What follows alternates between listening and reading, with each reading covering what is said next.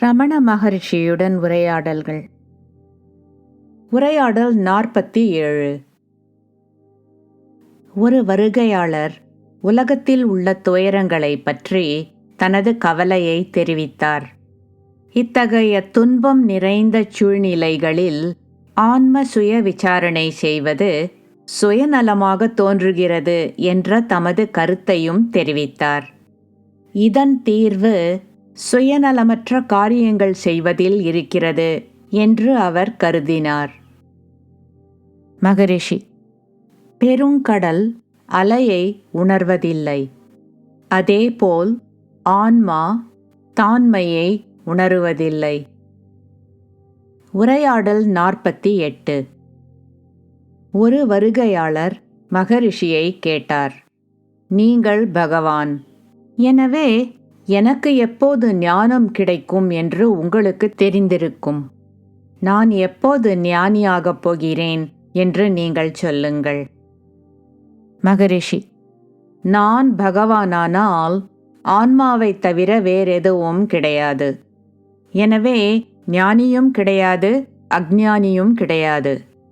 நான் பகவான் இல்லையெனில் உங்களுக்கு என்ன தெரியுமோ அவ்வளவுதான் எனக்கும் தெரியும். எனவே எந்த விதத்திலும் நான் உங்களது கேள்விக்கு பதில் சொல்ல முடியாது. உரையாடல் 49. சில மனிதர்கள் பல கேள்விகள் கேட்டனர். அவற்றின் சாராம்சமெல்லாம் ஒரே ஒரு கேள்வியில்தான் முடிந்தது. அது என்னவெனில், எவ்வளவு போராடினாலும் நான் என்பது தெரிவதில்லை, அது உணரப்படுவதில்லை. மகரிஷி வழக்கம் போல் பதிலளித்தார். அவர் சொன்னார், நான் உணரப்படுவதில்லை என்று சொல்பவர் யார்? அறியாமையுள்ள ஒரு நானும் நழுவிச் செல்லும் ஒரு நானும் இருக்கிறதா? ஒரே நபரில் 2 நான்கள் இருக்கின்றார்களா? உங்களிடமே இந்த கேள்விகளை கேட்டுக்கொள்ளுங்கள். மனம்தான் சொல்கிறது நான் என்பதை உணர முடியவில்லை என்று. அந்த மனம் எங்கே இருந்து வருகிறது? மனதை அறிந்து கொள்ளுங்கள். பிறகு அது ஒரு கட்டுக்கதை என்று தெரிய வரும். ஜனக மகாராஜா சொன்னார், என்னை இவ்வளவு காலமும் அழித்து கொண்டிருந்த திருடனை நான் கண்டுபிடித்து கொண்டு விட்டேன். அவனை நான் இப்போது ஒரே அடியாக கவனித்துக் கொள்வேன். பிறகு நான் சந்தோஷமாக இருப்பேன். ஜனகர் சொன்ன இந்த விஷயம் இதேபோல்தான் மற்றவர்களுக்கும் அமையும். பக்தர்: நான் என்பதை எப்படி அறிவது? மகரிஷி: நான் என்பது எப்போதும் இருக்கிறது. அதை தெரிந்து கொள்வது என்பது இல்லை. அது புதிதாக பெறும் ஞானம் இல்லை. எது புதிதாக கிடைக்கிறதோ, எது இப்போது இங்கு இல்லையோ, அது மறைந்து போவதாகத்தான் இருக்கும். நான் எப்போதும் இருக்கிறது. அந்த ஞானத்திற்கு ஒரு தடங்கல் இருக்கிறது. அது அறியாமை என்று சொல்லப்படுகிறது. அறியாமையை அகற்றிவிட்டால் ஞானம் பிரகாசிக்கிறது. உண்மையில் இந்த அறியாமையும் ஞானமும் கூட ஆன்மாவுக்கு கிடையாது. அவை அகற்றப்பட வேண்டிய வெறும் வரம்பு மீறிய வளர்ச்சிகள்தான். அதனால்தான் ஆன்மா அறியாமைக்கும் ஞானத்திற்கும் அப்பால் உள்ளது என்று சொல்லப்படுகிறது. தனது சுய தன்மையில் அது சொரூபமாகவே விளங்குகிறது. அவ்வளவுதான். பக்தர்: எங்களது முயற்சிகளுக்கெல்லாம் பிறகும் தெளிவாக தெரியும் விதத்தில் முன்னேற்றம் எதுவும் இல்லை. மகரிஷி: புதிதாக பெறக்கூடிய பொருட்களில் முன்னேற்றத்தை பற்றி பேச முடியும்.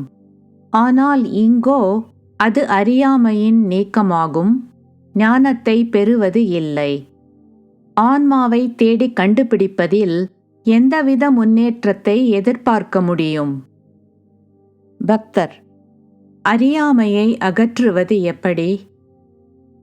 மகரிஷி: திருவண்ணாமலையில் படுக்கையில் படுத்து தூங்கிக் கொண்டிருக்கும்போது நீங்கள் உங்களை வேறொரு நகரத்தில் காண்பதாக கனவு காண்கிறீர்கள். அந்த காட்சி உங்களுக்கு உண்மையாக தோன்றுகிறது. உங்கள் உடல் இங்கு ஒரு அறையில் இருக்கிறது. உங்கள் அறையினுள் ஒரு நகரம் நுழைய முடியுமா? அல்லது உங்கள் உடலை இங்கு விட்டுவிட்டு நீங்கள் வேறொரு நகரத்திற்கு செல்ல முடியுமா? இரண்டும் செய்ய இயலாததாகும்.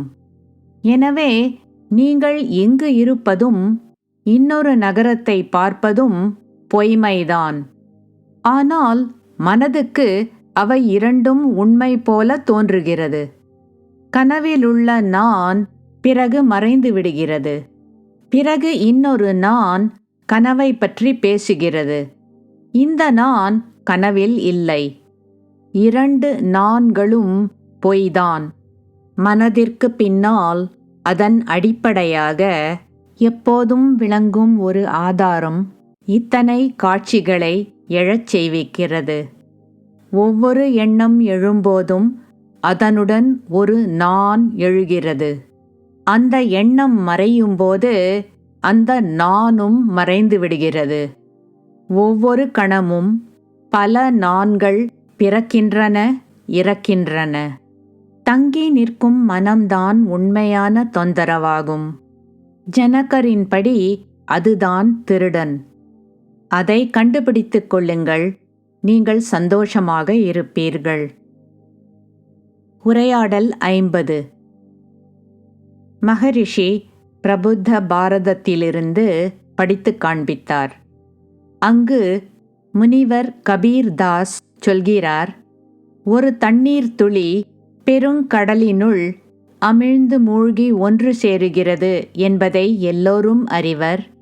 ஆனால் பெருங்கடல் ஒரு தண்ணீர் துளியினுள் அமிழ்ந்து மூழ்கி ஒன்று சேருகிறது என்பதை சிலரே அறிவர். இதை பற்றி மகரிஷி சொன்னார், இதுதான் பரபக்தி, எல்லாவற்றிலும் மிக உயர்வான பக்தி.